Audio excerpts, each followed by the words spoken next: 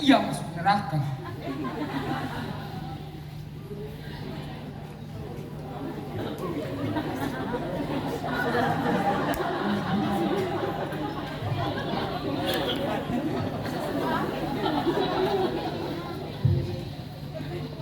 Wis Neno, bumi kami sudah tidak aman lagi.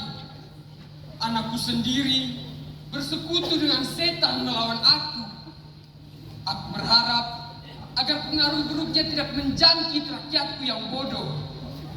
Namun, sebelum ia benar-benar hangus di api neraka, ampunilah dosa-dosanya. Sabar dulu Dewa, ampunilah dosa-dosa ayah, sebab ayah berdoa seperti anak kecil. Engkaulah Tuhan langit dan bumi. Engkau Tuhan bumi dan neraka. Terkutuk Kutuk siapa ayah? kau. Tanpa kutukan ayah pun saya sudah mati. Sekarang saya sudah menjadi roh. Roh jahat, Dijahati oleh ayah. kurang ajar. Itu lihat, sementara berdoa di depan dewa, tapi masih saja mengutuk orang. Dewa macam mana yang sebodoh ayah saya ini? Hentikan.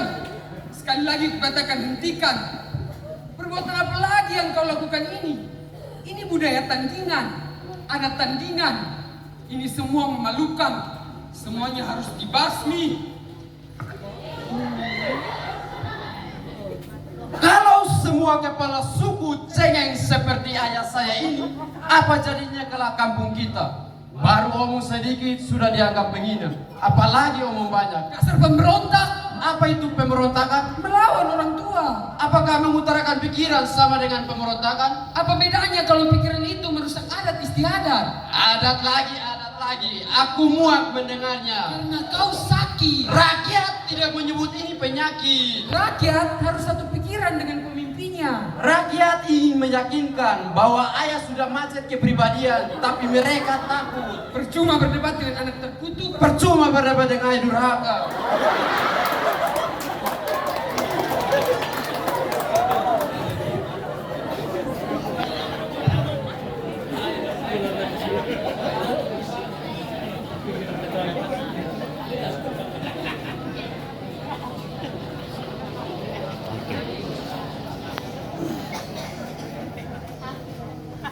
Berbahagialah orang yang miskin di hadapan Allah, sebab merekalah yang empunya kerajaan surga. Bahwa sesungguhnya kemerdekaan itu adalah hak segala bangsa, dan oleh sebab itu maka penjajahan di atas dunia harus dihapuskan. Karena itu janganlah khawatir akan hidupmu, akan apa yang hendak kamu makan atau minum. Dan janganlah khawatir akan tubuhmu, akan apa yang hendak kamu pakai. Dan perjuangan pergerakan kemerdekaan Indonesia telah sampailah kepada saat yang berbahagia dengan selamat sentosa. Karena itu, janganlah menghakimi supaya kamu tidak dihakimi. Sebab meter yang kamu pakai untuk memeterkan orang lain akan dimeterkan kembali kepadamu. Atas berkat rahmat Allah yang Maha Kuasa, dan ketoklah maka pintu akan dibukakan bagimu. Kemudian daripada itu,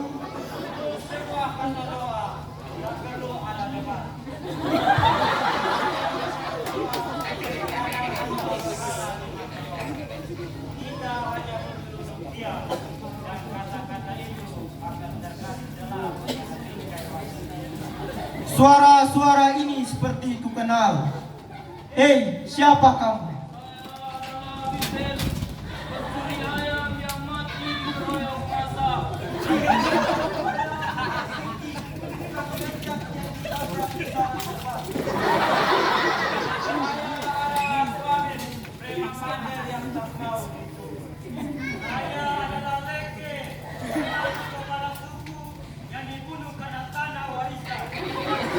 Bekas dia mic aku.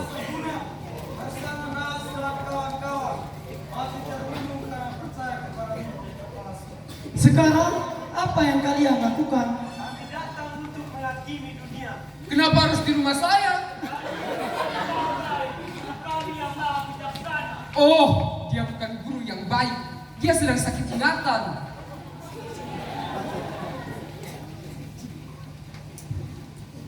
yang sakit pinggang tak? Lihat, dewa-dewa sudah mampu diberinya Sophie. Doanya terdengar seperti makian di telinga dewa. Pantas saya anak ini lagi durhaka. Tapi sedurhaka-durhakanya anak tidak akan mungkin makan orang tua sendiri. Kalau ayah mati, saya berjanji akan mengukuhkan ayah secara terhormat. Ada pendatangan karangan bunga, ada kata sambutan dari atasan, ada tembak salvo, dan sarung yang ayah pakai akan saya gunakan sebagai bendera setengah tiang. Sana, carilah anakku semua yang selama ini hilang. Dan kalian berdua bagus. Kalian berdua orang bagus. Tapi kalian berdua mau saya gila. Ayah saya yang jadi bilang gila, bilang saya ini anak durhaka. Sedangkan kalian berdua bilang saya orang bahagia. Jadi kesimpulannya kalian semua tipu, omong kosong. Kami tidak berbicara untuk satu orang saja. Kami adalah wakil semua orang. Wakil bodoh seperti godok bunyi sendiri. Anda lupa bahwa orang-orang di kampung ini sudah mati terbunuh di medan perang. Anda lupa yang tersisa di kampung ini sudah pergi merantau karena kelaparan. Tersisa saya sendiri tidak pernah sekolah, tapi tidak bodoh seperti kalian berdua. Lebih baik kalian berdua pergi sebelum saya bertindak tegas. Anda yang harus pergi atau kami yang harus menyumbat mulutmu? Sumbat sendiri mulutmu itu. Mulut kami sudah bersumbat. Sekarang kami mati dalam ini. Dan kamu sahabat-sahabatku, mari kita bikin demonstrasi. Tidak ada undang-undang yang menghukum orang 2 kali. Karena itu, mari kita berteriak semua keluarga karena sudah lama kita diam. Mari kita berteriak. 1, 2, 3.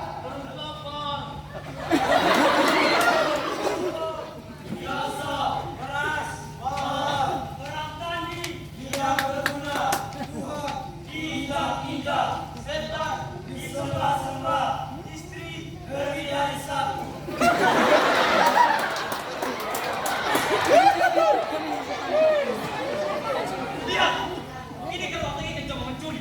Dia tertanya kalau 3 manjat rumah kedubes, kepala besar. Itu adikku. Jelek-jelek begitu ideologi apa? Dia nggak sopan. Tapi kenapa mencuri? Kus, tampangmu memang aneh, tapi otakmu seperti tikus. Pantas kau dipanggil kus artinya tikus. Berani-beraninya kau mencuri muka ayah. Ayah, lihatlah anakmu ini. Memalukan.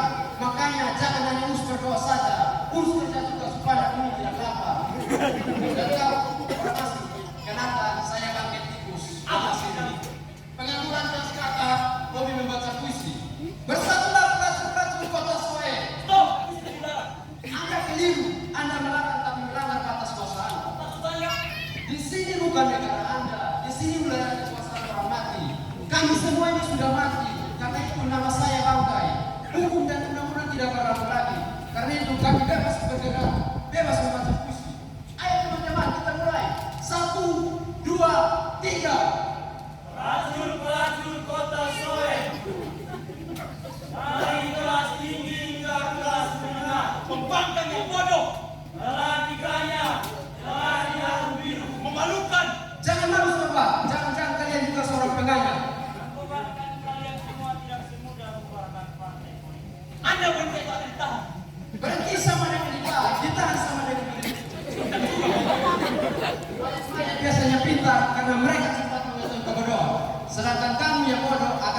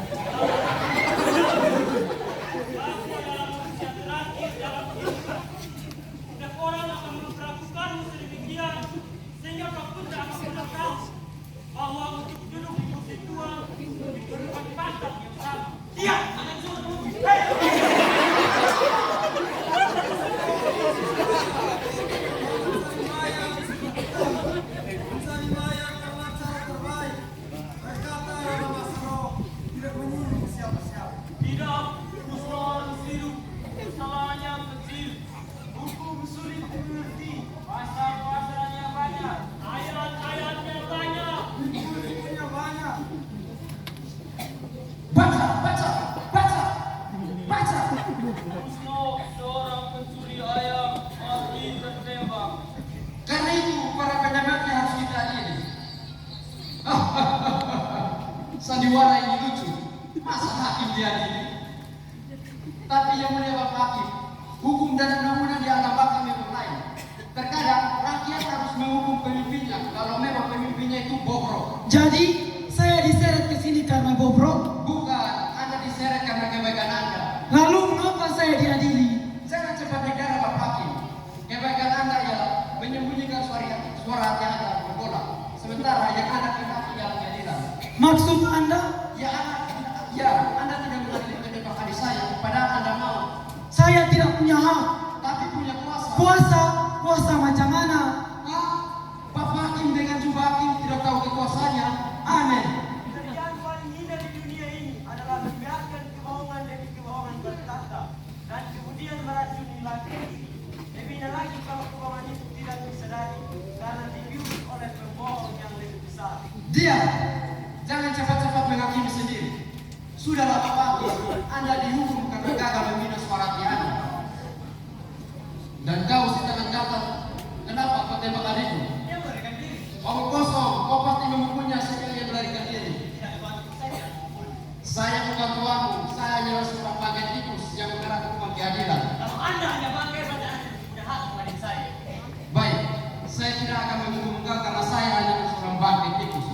Tetapi supaya Anda tahu bahwa sekarang tikus-tikus sudah bersatu melawan kucing. Dan kau kucing bodoh sudah terjerat di lubang tikus. Ayo tikus-tikus, hadirlah kucing bodoh ini setimpal dengan dosa-dosanya.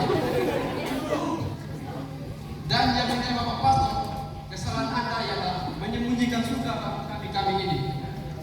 Surga tidak tersembunyi. Surga itu ada, namun kamu menutup mata untuk tidak melihatnya. Menutup mata. Ya, menutup mata Anda untuk tidak bertobat dan mengulang lagi kesalahan yang sama. Apa kesalahan itu? Judi, mencuri, membunuh, kawin kampung, malas ke gereja, dan masih banyak lagi.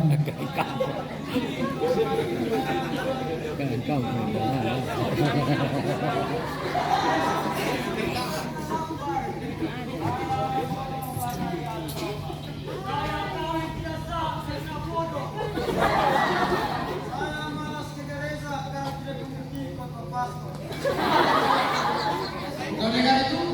Saya maklum, tapi apakah saya harus menanggung segala akibatnya hanya karena alasan mereka itu?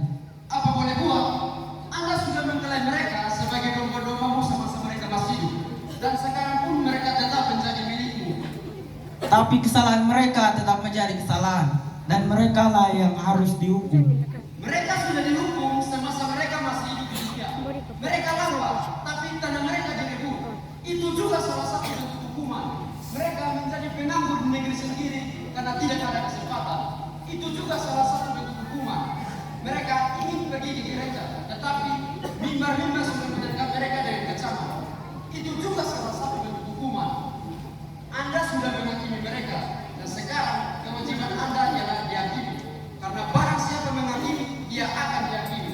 Titik. Dan kau, meskipun kau adalah ayah kandung, pengadilan tetaplah berjalan. Karena kau sudah menjual warga kampung ini kepada parang dan maut. Ampunilah aku, anakku. Maya, maaf ayah. Nepotisme tidak ada dalam undang-undang Alabama.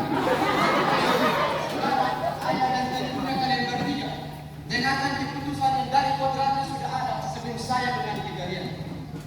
Menimbang bahwa pembagian kekuasaan menurut Plato dianggap belum lengkap. Bahwa kaum bangsawan terlalu gila hormat, lalu melahirkan bentuk pemerintahan atas nama harga diri yang kemudian juga berubah karena menyembah harta benda. Lalu tampillah pemerintahan oleh orang-orang kaya yang harta bendanya terlalu menumpuk, akhirnya lumpuh menyembelih rakyat. Rakyat marah dan ingin memerintah sendiri. Tapi dasar rakyat tidak tahu atur diri karena memang selalu diatur. Negara pun kacau balau. Lahirlah diktator dalam diri satu orang yang kuat yang terus membunuh rakyat. Nah, contoh paling nyata dari diktator ini adalah mereka berempat di hadapan kita ini. Lalu karena rakyat sudah habis terbunuh, maka lahirlah satu bentuk pemerintahan baru yang saya beri nama nekrokrasi. Artinya pemerintahan oleh orang-orang mati. Contoh nekrokrasi yang paling nyata adalah kami ini. Mengingat bahwa keadilan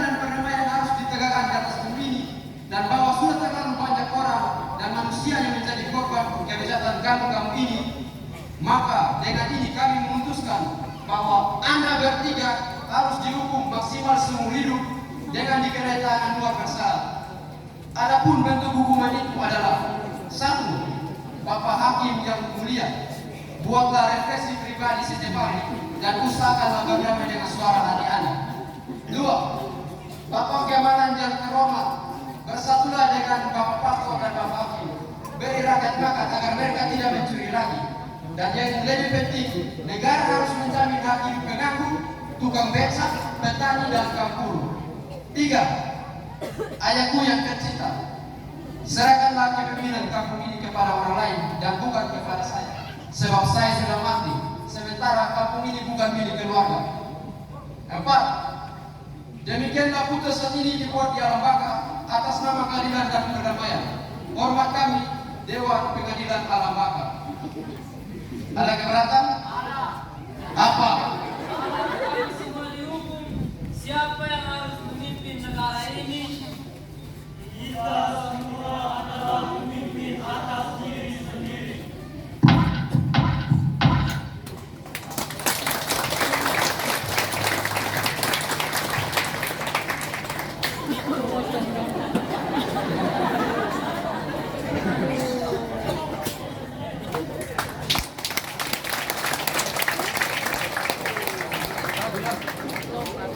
Thank you.